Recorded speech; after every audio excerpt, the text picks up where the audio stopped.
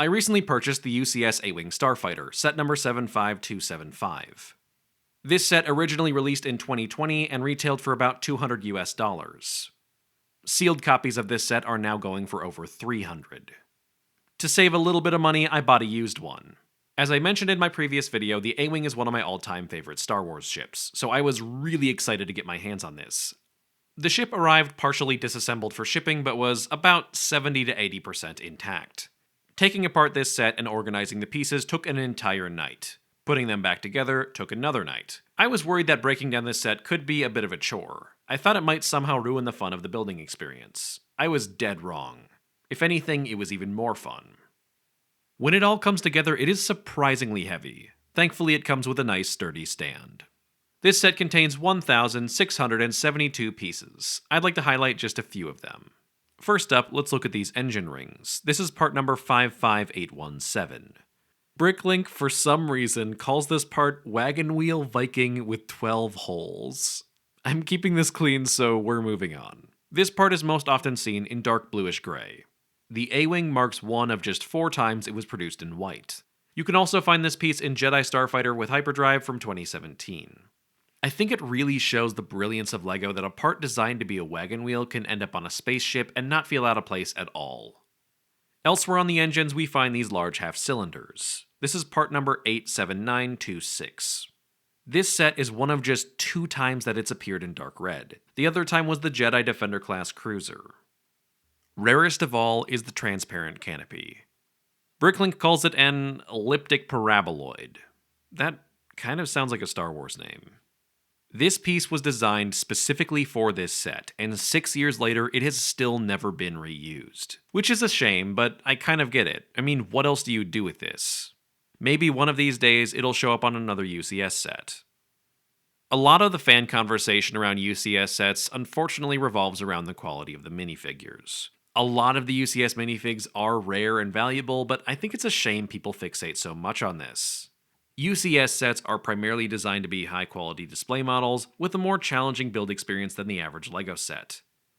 I think of UCS minifigs as just a fun bonus to get with a great set, but definitely not a reason to buy the set in the first place. This set's one minifigure is Arvel Krynid, also known as Green Leader. He's the A-wing pilot who made a kamikaze run on Vader's flagship during the Battle of Endor.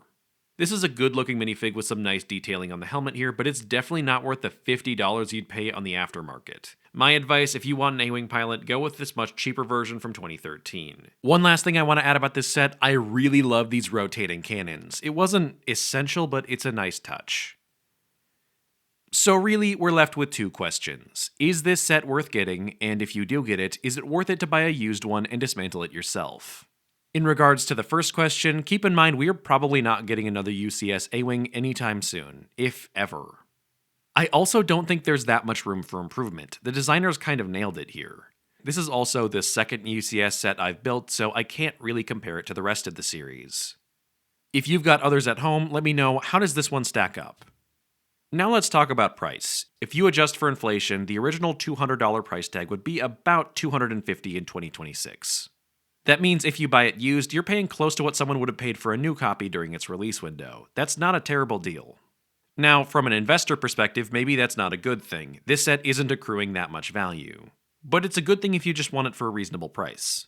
Besides, investors are probably keeping it sealed anyway, in which case it's a lot more valuable. So in my opinion, if you love the A-wing as much as I do, this is a great get. But should you get it used? Dismantling this set and rebuilding it was a lot more work than just buying a sealed copy. Now, from my perspective, time spent with LEGO is not time wasted. So the fact that this took twice as long is actually a plus in my book. But it is kind of tedious, and that might be a deal breaker for you.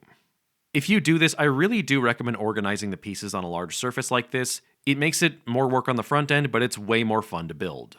The most frustrating part of this process is that some pieces were actually missing. Not many, but it was still annoying. Even responsible online sellers make mistakes, so you're always taking a risk when you buy a set used. Thankfully, they were all really common pieces, and I had no trouble replacing them. Overall, there are some pros and cons to this approach, but I would definitely consider doing this again. Buying it used, I didn't get to apply the stickers myself. They're not that bad though, and honestly, this set looks so good I could just take the stickers off if I really wanted to. If you desperately need to replace them, you could always get a used set and then buy a new sticker sheet, but at that point, I don't know how much money you're saving. If I were looking for a set that required more stickers, I probably wouldn't get a used one. I actually really only have one complaint about the stickers, and it's super nerdy. If you take a look at this sticker for the plaque here, you'll see that the length of the A-wing is given at 9.6 meters. In actuality, that's supposed to be 6.9 meters. The A-wing is supposed to be a pretty tiny craft, so nearly 10 meters is way too long. But, I mean, it's really not a big deal. Realistically, I don't have the space or the money to buy UCS sets with any regularity, but let me know if you'd like to see more of this, and I might do another in the future.